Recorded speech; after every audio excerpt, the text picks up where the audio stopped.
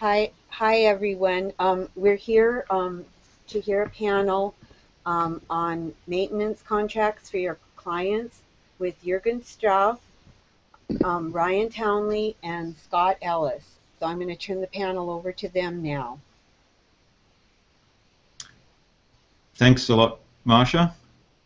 So welcome everyone. My name's Jurgen Strauss. I am the owner of a company called InnovaBiz, and among other things, we do maintenance services for our website clients under a range of different plans. So that's background I bring along to this discussion today. I'll hand over to Scott to introduce himself. Thanks a lot, Marsha. So welcome everyone. My name I'm getting an echo. Are you guys hearing a repeat of the audio? I hear that too. Other things yeah, a little bit. Maybe we have to mute ourselves between clients under a range of different plans. So that's over to Scott. Okay, if someone has it playing other than in the Hangout, can you turn your Crowdcast off? That will take care of the echo, I think. Okay, back to you now. Scott, I think you might have to start again. Yeah, I'm actually still hearing a replay of everything we just listened to. Over to Scott. Okay, if someone has it playing other than Hangout, can you turn your Crowdcast off? That will take care of the echo, I think. So someone's got Crowdcast. Just mute your speakers. That should do it. But I think you might have to start again. Yep. Yeah, I'm actually still hearing a replay of everything we just listened to.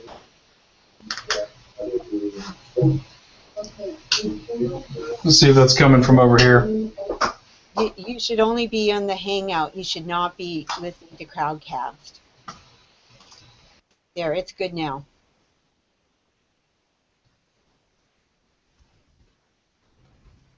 Okay, Scott, do you want to have another go?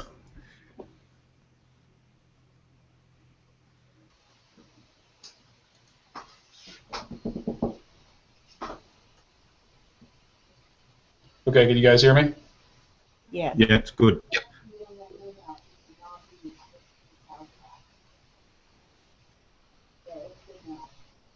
Okay, my name is Scott Ellis, and I am the founder of vsellis.com. You guys may have seen a session a little while back with Juan Rangel, who also works with us. And we have been building WordPress websites since 2008, and doing this full-time since then, and built out the team starting late last year when Juan and Martin came on board. And they came on board not only to help with the project work, but also because the increasing need for ongoing maintenance plans that our customers had in the regular work, so we had to start constructing ways that we could support them long term. Okay, and Ryan? I am Ryan Townley, designer, front-end developer. Been building sites since 1999. Freelance for about 5-6 years. Started using Genesis in 2011, and I have a bit of a tech support and customer service background. So selling, offering maintenance plans to clients whose sites I build just goes hand in hand for me.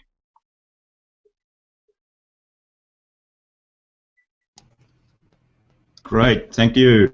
So what we'd like to do today is pose a number of questions and have a discussion around those questions related to maintenance plans. So all three of us are doing maintenance plans and have some experience in that.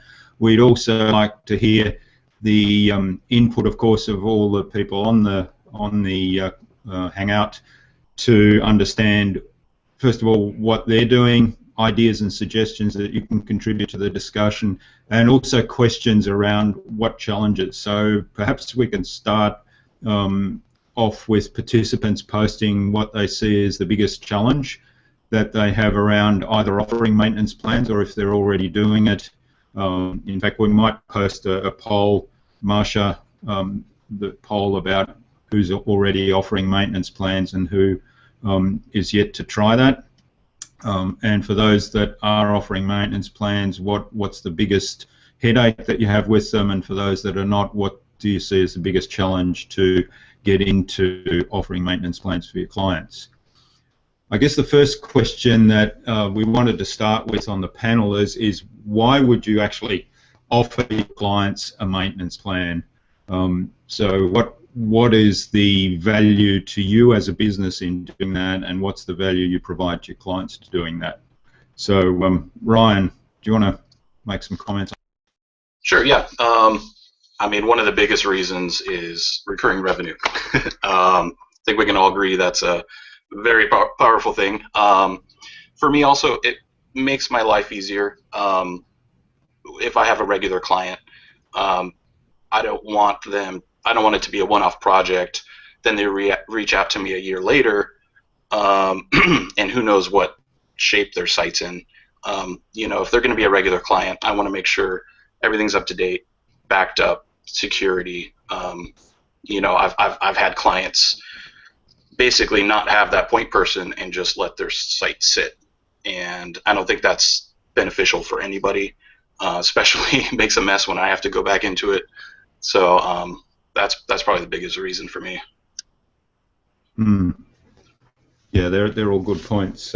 Scott, what do you see as the benefits? I think for us, we look at it from two standpoints. One, to us as a business, there is a very clear benefit of cash flow, recurring revenue, and some consistency. And it also keeps us tied to our customers because it gives us a way to support them to where it's a little bit more sticky. It's not just a project and it's done, but rather there's an ongoing relationship. They get more used to working with us. We get more used to them. We know what their needs are. So when they have additional needs, additional things they want to do, they don't go talk to somebody else about doing the next part of their project. We're naturally already there, and we know their site, so they want to use us. So that's obviously a benefit to us as a business. From our customer standpoint, the way I look at it is that it is, you know, we all know if you're in the WordPress world, right, the number one way to get hacked is to not keep things up to date. And a lot of our customers don't. No matter how many times we tell them that they need to, they just don't bother with their plugins. They don't bother updating their core and their themes. And inevitably, you know, we go back in to do some work for them and we see all these things that are out of date, or they want to do things and it's problematic for any number of reasons. So this enables them to not have to worry about it because as a part of our maintenance plan, we're going to go in and just do those things for them automatically.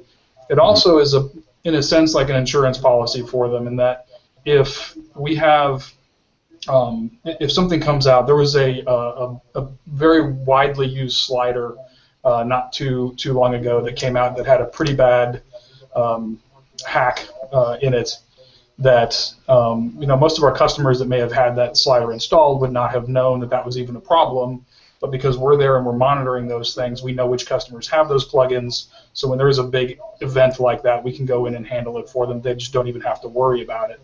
Now, it can be tough to sell customers on that basis sometimes because they don't always see the value until it's too late. But there is definitely a benefit there to those that want to take advantage of a maintenance plan. Yeah, those are both great points. And from my point of view, you know, the two that you've both raised, the recurring revenue and the ongoing relationship with your client, are, you know, for me, the key ones. The others, of course, the benefits to the clients that Scott mentioned.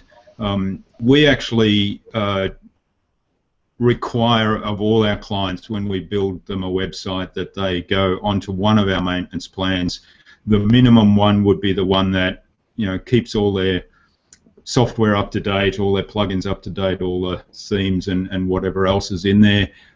It also takes care of backup security, uptime monitoring, and so on. And my argument always is with the clients that it's in their interest to have the website functioning at its best from a technical standpoint, and it's in our interest as well to have it functioning at its best for two reasons. First of all, you know, we want the client to be happy. That's good for customer relations. And the second thing is we put websites on our portfolio. And when people visit those websites as an example of our work, we want them to show up as we intend them to, because otherwise people might find them, hacked or down or not up to date or whatever, and they say, well, is that the best you can do? So there's a whole range of benefits there that are kind of secondary benefits as well. So I guess that kind of comes over to the next point, which is what do you include in the maintenance plan? And maybe Scott, since you're on camera, we'll start with you. Sure. So we do a couple of different plans. We have a very basic low-level plan that really just covers clients who don't want to worry about keeping things up to date, who don't want to worry about any kind of emergency maintenance when there's a plug-in issue.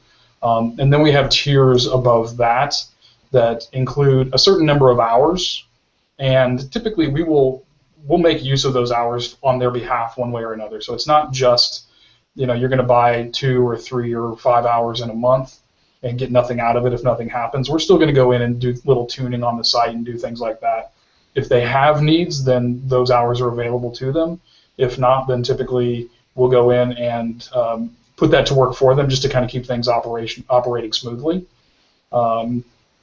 If they don't want to do anything that includes a certain bucket of hours, we do ad hoc maintenance as well. However, it is significantly more expensive. And we do that to try to encourage people into a plan that's going to be better for us and for them. In some cases, they don't want to take that on. They don't think they're going to need it. And so they pay a much higher hourly rate for that.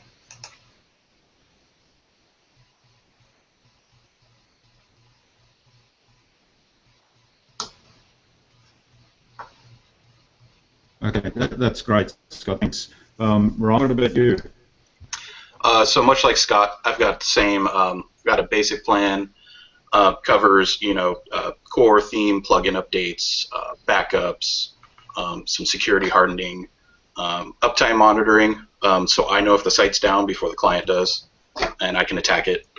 And then just like Scott's plans, I've got 1 hour, 2 hours, 3 hours, up from there based on their needs.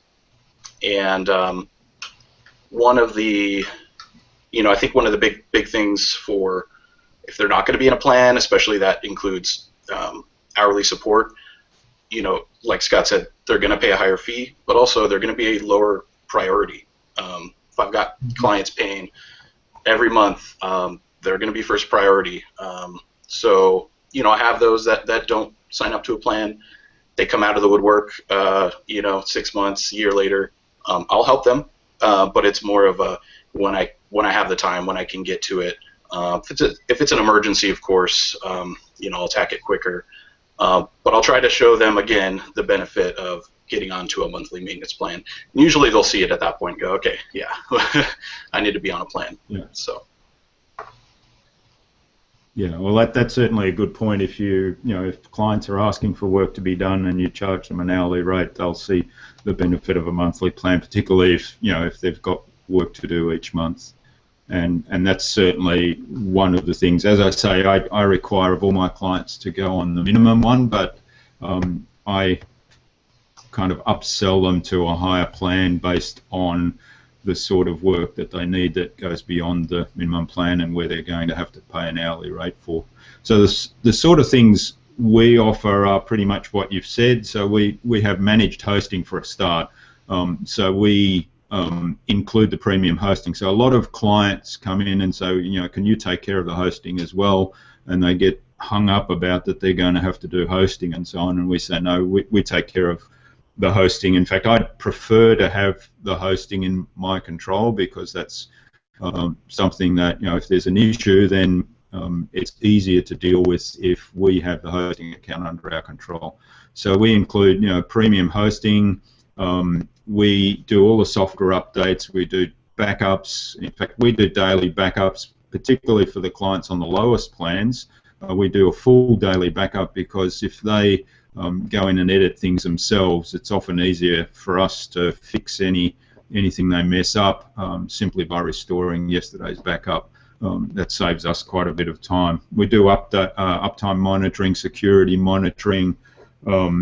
We provide tutorials inside their website through the Video User Manuals plugin, so that's included in the package. We also provide them with their own analytics report, so we send them a monthly update of how their site's performing with analytics, which isn't really much use to most of them because they kind of get overwhelmed, but they tend to focus a lot just on the visitors, and where they then ask, you know, can you interpret this and can you help us optimize the site to do better on certain things, that's where we then have the opportunity again to upsell to the higher plans, where we include some consulting. Our intermediate plan, we do all the content updates for them, so they send us the content, we put it all on there, we lay it out, we source images for them to make the content actually present better. We also have group webinars on a monthly basis for those clients, and then we have the highest level plan where we do basically one-on-one consulting with them on an ongoing basis. And some of those clients are actually on a custom plan, so that they're not paying us up front for a website development, they're paying an ongoing retainer over a monthly basis. And the philosophy behind that is that you are building that relationship, and what I tell them, it's kind of like, I'm not sure whether this is the same in all countries, but mobile phone concept. You know, you can go on a mobile phone plan here in Australia and pay a monthly fee for the service plus the phone itself, and you're locked in for a number of months or sometimes 2 years depending on the cost of the hardware, and that's the philosophy behind those premium plans that we're doing. So we kind of tell people, you know, 12 months to amortize the website, and then we just add so much value over the course of that 12 months that most of them then will continue that service. So let's look at some pricing and value that clients see in that. What sort of pricing do you have on your maintenance plans, Ryan? So I saw a question about whether we publish them or not, and I do. I used to start out with a $25 just maintenance only, no support, and then $50 for, you know, an hour support plus all the maintenance, and then you know, $100 for like 2 hours. I modified them recently because I hardly had any clients going for just the $25 a month. They wanted you know, some hour allotments. So I nixed that. So I have $50 a month for one site, 1 hour, $100 for 2 sites, 2 hours, 3, you know, goes on from there. But I think it's a phone call conversation if they have greater needs. They need more hour allotments, a little more high maintenance client, and then if anybody you know, balks at even $50 an hour, you $50 a month, you know, I might suggest just the low tier, just maintenance, like you know, require them to do. At least get that. It's $25 a month. You can make sure everything's taken care of. Still come back to me for support, you know, at my hourly rate. Yeah, in our case, we start at $90 a month, and that's our basic maintenance. But then we do roll some other things into that. So we've got automated backups, and we store those separately in an environment that we control. We do SEO monitoring for them on an ongoing basis and provide them with monthly reports. So while it is a maintenance plan, it gives them some additional functionality, some additional information. And then from there, we basically give them a block of hours, and it can really be whatever they want. We discount it off of our published hourly rate for the normal work we do. So typically, if somebody just comes to us and they want work, it's going to be about $150 an hour. So it's not big agency rates, but we're kind of small to mid-tier agency rates. And then, but if they're a maintenance customer, then we'll typically discount that for however many hours that they want. We also set up our plan so that they pay us upfront on a monthly basis. There's no contract. They can stay with us as long as they want. If they decide they don't want to go anymore, then they stop paying and we stop working. And we really do that to put the control as much in their hands as possible so that they feel like they have that option, or if they're not happy, they don't have to stay locked into something with us. It's our job to keep them happy. But that's how we structure our plans. Okay. Emergency maintenance is a different deal. We really jack up the rates on emergencies. If somebody comes to us and says, my site got hacked, it's down, I need you to fix this now, we basically double our rates per person per hour.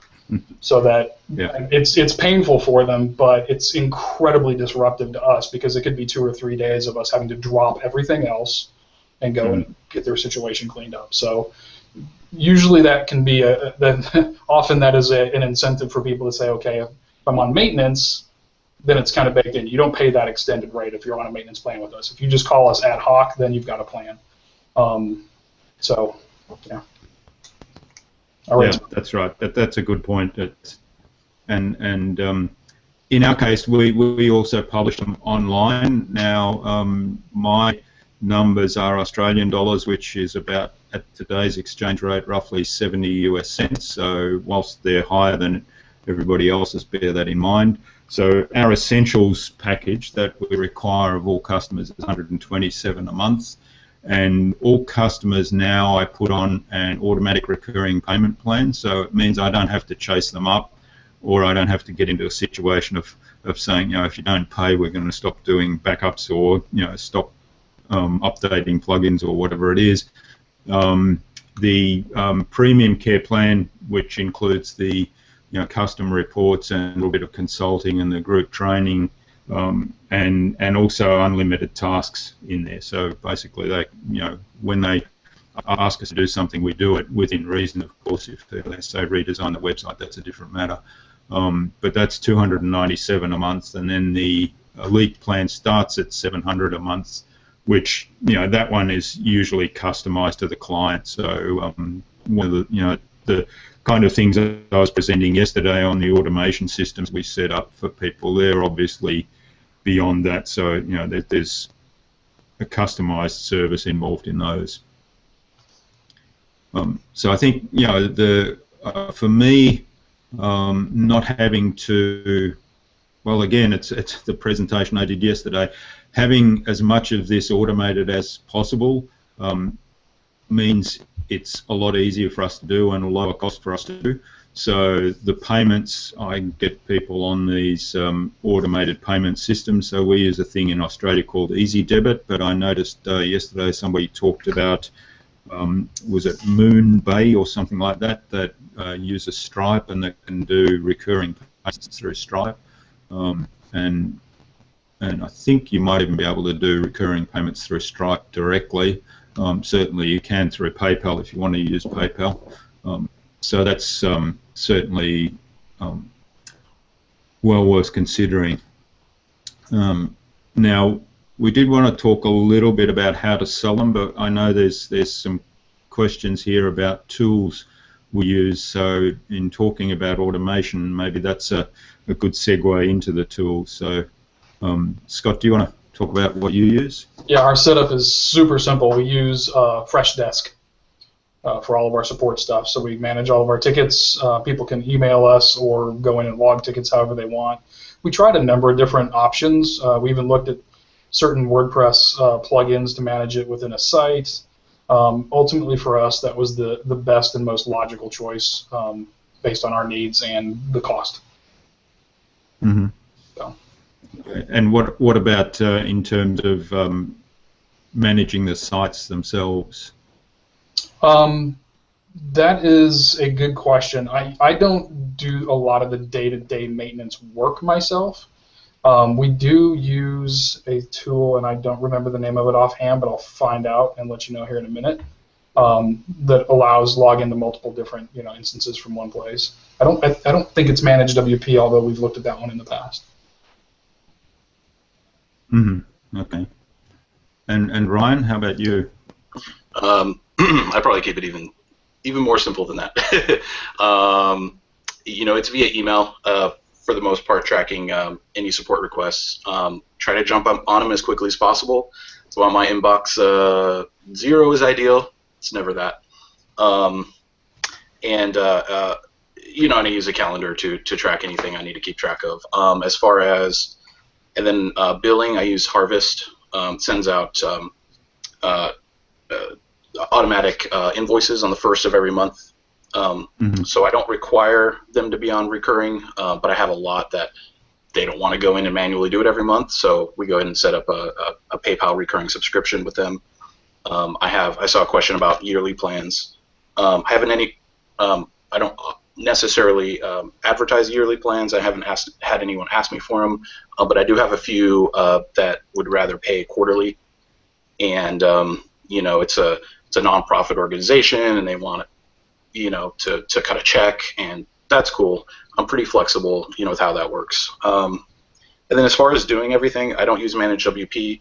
I prefer just logging straight into the client site and just being able to go through all the updates, backups.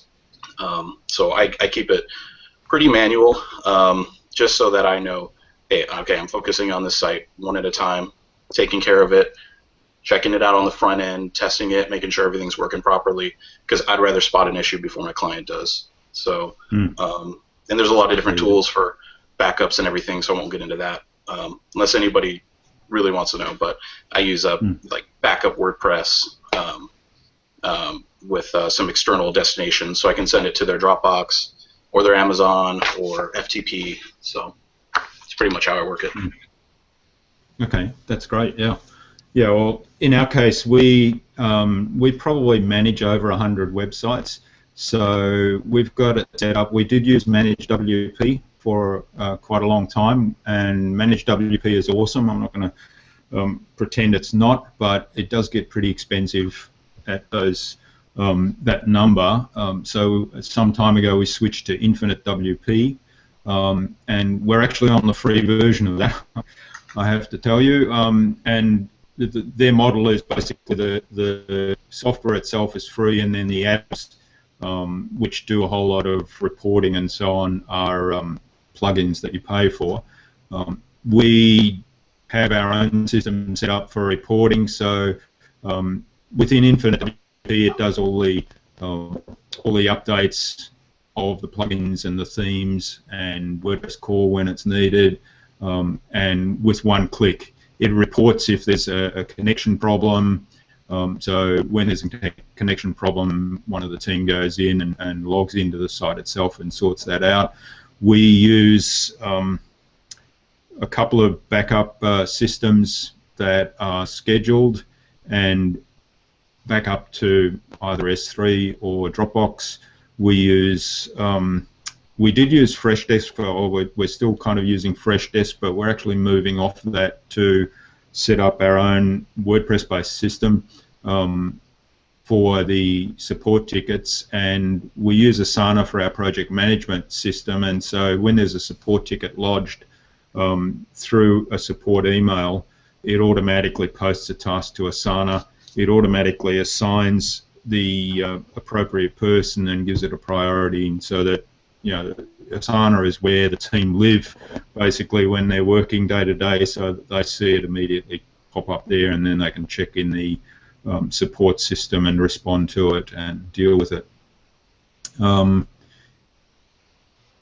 What else? Yeah, I think that's basically it. Now, I believe that Manage WP, I was going to mention this, are coming out with a new version called Orion. I have heard a lot of good things about it. I don't know what the pricing is like for that, but that's something that might be worth keeping in mind for those that want a system to deal with the maintenance of a whole stack of websites and don't want to do it one by one. Now, there is a question here with regard to understanding the package deals. Can we please post the URL? So I'm quite happy to share mine. It is public on the internet anyway. Hope you guys are happy with that too. On the question, mine in the chat. Okay, yeah, I can do that too actually. The yearly versus monthly option, that's an interesting one. I actually tell people if they pay a year in advance, I'll give them 2 months for free. And what what I find is that very few people actually take that up, which surprises me a little bit. But I did have one recently that took that up. So that certainly is an option that we offer. So I guess we wanted to move on now in terms of selling maintenance package, because we do have a number of questions here related to that. For example, what resistance points do we find and how do we work through them? So in terms of selling maintenance plans, how do you do that to existing customers? How do we do it to new customers? Do we take on websites that somebody else has built? And any other points around that? So, Scott, do you want to kick off? So we don't actually have a page that I can point you to. I'm more than happy to send anybody the info that wants to know more about our maintenance plans, but for the reason that we do not do maintenance for anybody whose site we did not build. We've done that in the past, and it was just problematic in so many ways. I'm sure you guys have all seen this 100 times, right? You go into a site that the other developer disappeared or the client wasn't happy, and often there's more than just a little maintenance that needs to be done. There's often a big mess left behind. Ran into that so often that it just became a situation where if we build your website, when the project is done, then we will move you on to a maintenance plan, but we don't actually take on maintenance if we didn't build your site. And we just had to draw a hard line in the sand over that one. In terms of selling the plans, truthfully, it's been tough because clients often don't. Well, it's human nature to not necessarily be proactive about things, right? We wait until something bad happens and then we react to it. And so when you're out there talking to your customers and they have some understanding of the WordPress world and they understand that, hey, I can just go in, I can update plugins and I can update the core and it's supposed to be the click of a button and what could possibly go wrong, right? It can be a little bit tough. They don't necessarily always want to have that monthly recurring cost until they think they need it. Now, typically what will happen is at some point in the next year, they'll engage us for something else and there'll be the need for us to go in and update all of those things, and we've got to bake that into it. Or we proactively send out information on, hey, you guys are running this plugin. Here's some news that just came out. This plugin has a vulnerability. Do you want us to go in and actually update that for you? Which most of the time they'll say yes, please, and then that will often kick it off. But in the beginning, I don't require them to go on a maintenance plan, and we've had a tough time selling it with them. Now, one of the things we've just started doing has been to include that as a part of our pricing for a period of time in the project to try to get them into the habit of having that happen and getting some information into them. So that it's up the project price a little bit, but that really hasn't become a point of resistance. Yeah, that's a good thought. Yeah, Ryan? So yeah, I haven't been doing it very long. I think I was leaving a lot of money on the table for quite a while, but for about the last 9 months, I really started building it into the process. So when a new customer gets a quote from me and a contract, so I start there. I start explaining, once the site's built, this is what I have to offer for support. I find the majority of my customers want that point person. They want somebody to be responsible for the site because they don't want to do it themselves. They're busy running their business, and I always make sure to talk about that. Look, you're busy running your business. Let me take care of it. A lot of my customers just don't have an in-house team to take care of it. That's why they're using me in the first place. So I really just try to work it into the whole process. And then, like Scott, I really don't typically take on anybody that I haven't done the website for, but I don't necessarily spell out that I exclude it. But I do say it's got to be WordPress, it's got to be Genesis, and if I haven't built the site, I'm going to have to take a look at it and see what we're talking about. If it is a really well-made Genesis site that was done by somebody that just doesn't offer maintenance plans, I'd be willing to take that on after checking it out. So yeah, and I really you just really have to stress the value of it. But yeah, it is tough. I mean, not everybody goes for it. and they might find later when they do try to get help, they kind of start to realize the benefit later on. Hopefully it's not catastrophic, but sometimes it is.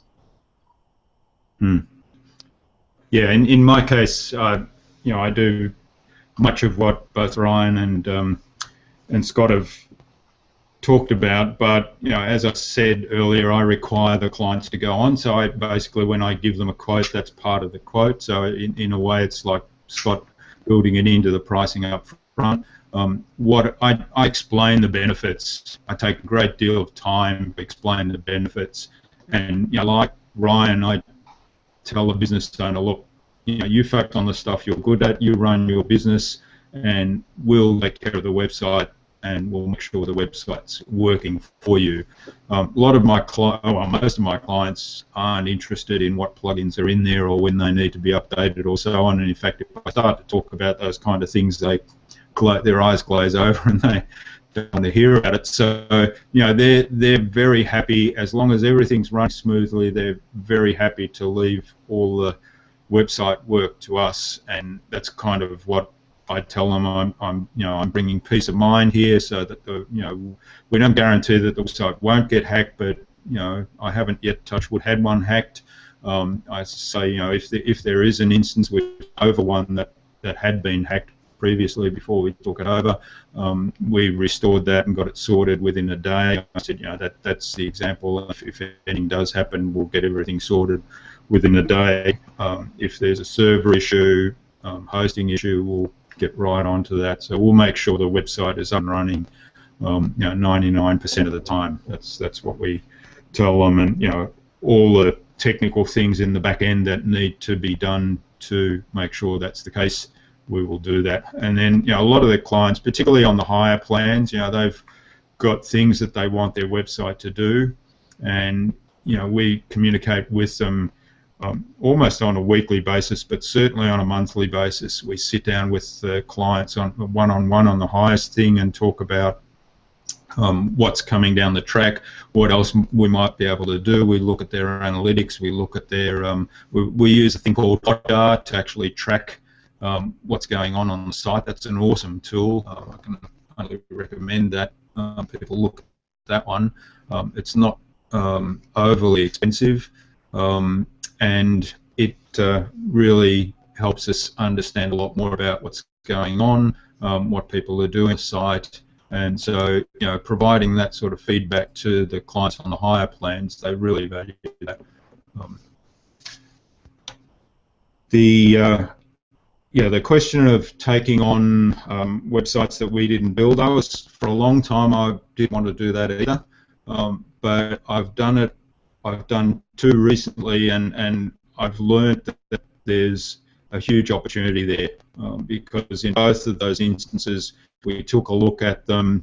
The client approached us, who was really keen to get us involved in the website. We took a look at the website. Both of them were a nightmare in terms of the themes they used, in terms of the plugins, in terms of stuff not having been updated.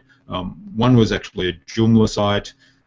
And so we basically went back to both of those clients and proposed that we redo the whole website for them, and we were able to convince them that that was the smarter way to go. So we now have rebuilt those websites, and we have them on a maintenance plan, and they're really happy. Even though initially they just wanted to spend a small amount of money a month for us to look after the website.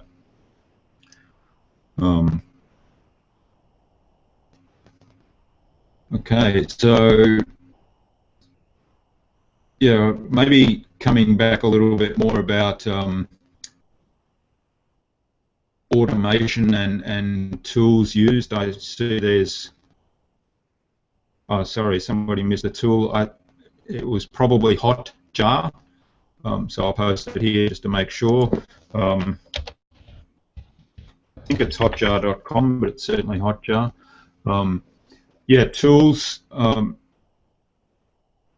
Maybe we can talk a little bit more about that, because I see a lot of people putting in comments around iTheme Sync. So that seems very popular. I don't know if I don't have any personal experience with it, but I have heard a lot of good things about it. I don't know. Do you guys know of iTheme Sync? I think that's from the Backup Buddy people. I haven't used Sync. I use iTheme Security, so that's what I use for any security hardening. Yep. But I'll have to check out Sync. Scott, is that what you use? Yeah, that's what we're using is iTheme Sync, and then we also do use Backup Buddy to manage the backups. There are a few types of hosting instances where it has some issues, but for 90% of the sites, maybe even closer to 95%, it works very well. It's been a great investment, so definitely recommend Backup Buddy as well. Yeah, Backup Buddy is one of the ones we use. We also use Updraft Plus, which I find gives a lot more options, and because it doesn't do one big backup file like Backup Buddy tends to do in the default settings. So Updraft Plus, you can do partial restores. So it separates out the plugin files, theme files into separate zip files, the data files, and so on. So yeah. So one of the other things that we wanted to talk about, and I'm just watching the time here, is the risks involved in maintenance plans and how to minimize them. So I guess there's probably one risk up front, particularly in what we're doing, requiring people to go on maintenance plans. So there's a risk of that. And I know we've had a few that have said, no, I'm not going to do that. But what do you guys see as the risk or risks?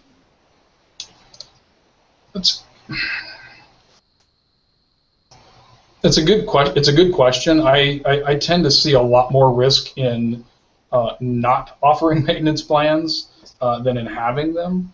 However, if there is anything, you have to absolutely stay on top of the things that you have told your customers you're going to do. And I think this point was made earlier, and it's a very good one. If there is a problem, you want to know about it before your customer does. No guarantee that will always happen, because we have some customers that I swear I think they just sit there and refresh their sites all the time. But 9 times out of 10, if something's going to happen, we need to know about it first. And depending on what it is, either A, address it and make sure everything is secure and stable, or B, if there's a larger issue or something that's going to be ongoing, then communicate that to your customers. I think there's a tendency to want to fix it and not tell them so that they don't see it, they don't know about it, they don't worry about it. For me, the exact opposite approach is much better. I would rather keep that transparency and honesty with my customers. In all the years I've maintained a site for somebody, I've only ever had one customer one time get mad at me for an outage they had. It wasn't anything that we did, and he didn't even know about it. I told him about it after we had everything fixed and resolved, and he kind of blew his lid because the site should never go down. So you're going to have the occasional customer that's not really reasonable. But for the most part, I think as long as you keep your promises, do what you say you're going to do, and you communicate with your customers, then there shouldn't really be too much risk for you in providing maintenance plans. Right, yeah. Brian? Yeah, definitely agree. Communication is key. If you're not telling them what you're doing, if you're not keeping up with them, they might wonder if you're even doing anything to the site. Paying this guy every month, goes through automatically. I don't know what you're doing. So while you don't have to tell them every little tiny thing you do, it's good to keep up with them and let them know you've got everything taken care of. So I reach out to customers because I have some sites that are just very low maintenance. It's just just the basics. But still, I'll send out I have everyone on a mailing list, and it might just be a general, hey, just checking in. If you need anything, just rest assured, I've got you covered. Just something so they get a little warm and fuzzy. They know their money isn't just disappearing into thin air. And be accountable. So if something does happen, own it. And they're trusting you to be responsible for their site because they don't have the time to do it. They want to pay you to do it. They don't have anybody else to do it. So be accountable. Respond quickly. Communicate with them. Be proactive, so offer suggestions. just because they might be on a really low plan, but if it's been some time and they need a refresh, they need, you really think you see an opportunity for them to improve something on their site. I found my clients really receptive to that. Even full rebuilds, just because it's been quite a bit of time, and I'll give them a discounted rate. Typically, I don't really say that, but I give them a good deal to where they'll just go for it. I know it'll make my life easier in the long run, especially when I spot something where I can make it more efficient, make their website run better, and make my life easier as I'm maintaining it. Yeah, there's some great points there. I think one of the risks I see certainly is that if nothing goes wrong and we don't communicate with the client on an ongoing basis regularly, then they think that they're paying money for nothing. So that's important to me, that we have that line of communication, that we let them know what's happening, that we own any problems, and also that we are proactive in terms of, here's some new stuff that might be of value, or keep them informed on happenings that are relevant to them. So we had, for example, on the accountability, we've got a bunch of sites that are in WP Engine, and WP Engine, I don't know whether people who use it noticed, had a major outage on Christmas Day, this last Christmas Day, and all the websites that we had on there were down for a large part of Christmas Day. Now, our systems alerted us to that. We jumped all over the WP Engine support guys, and we had it fixed within about 12 hours. So they were really great in getting it fixed, but it was a major issue for them, obviously, a major issue for us. None of our clients knew this had happened because it was Christmas Day, and I don't have anybody that's there on Christmas Day pressing the refresh button every time. I actually sent out, a few days later after Christmas, I sent out an email to all of my clients that were on managed WP WP Engine hosting, and let them know this has happened, this is what we've done. Everything is fine now. It was down for, I think they were down for about 6 hours, and here's what we've done. It's all good now, and please get back to us if there are any issues, and so on. And they were really appreciative of that. So you can sort of turn that around and, as Ryan said, own any issues you have, but also if there's things that are happening in the background that clients don't necessarily see, you can kind of turn that around and say, look, we've dealt with this issue, just so you know that it happened. We don't want to kind of leave it there without you knowing about it. Be totally transparent. Yeah, there's a comment here, what do you use to protect yourself legally, and what are you using for terms of service? That's an interesting question, and it opens up a bit of a can of worms, so I don't know whether Scott, you want to comment to that one? I'll try. Well, so in our case, we'll manage and maintain their website. If they are on a maintenance agreement with us and something happens during an update, then we are responsible for getting it fixed, even if it's not our fault. If it's a plugin that was not ready or had another conflict or issue, if they're on a maintenance plan with us, we take care of it. We fix it at whatever it takes. We do not manage people's hosting. They have to have their own hosting account. We will help facilitate communications with the host. We do have customers on WP Engine. We have customers on Synthesis, and then we have a whole variety of them that are on, typically smaller, less expensive types of instances. But for me, the hosting issue has been more of a problem than anything on an ongoing basis. So while we will help them with that, they have to own that account, and we don't take direct responsibility for that. We're certainly there to help them fix it, but it's just not something that we're directly liable for. How about you, Ryan?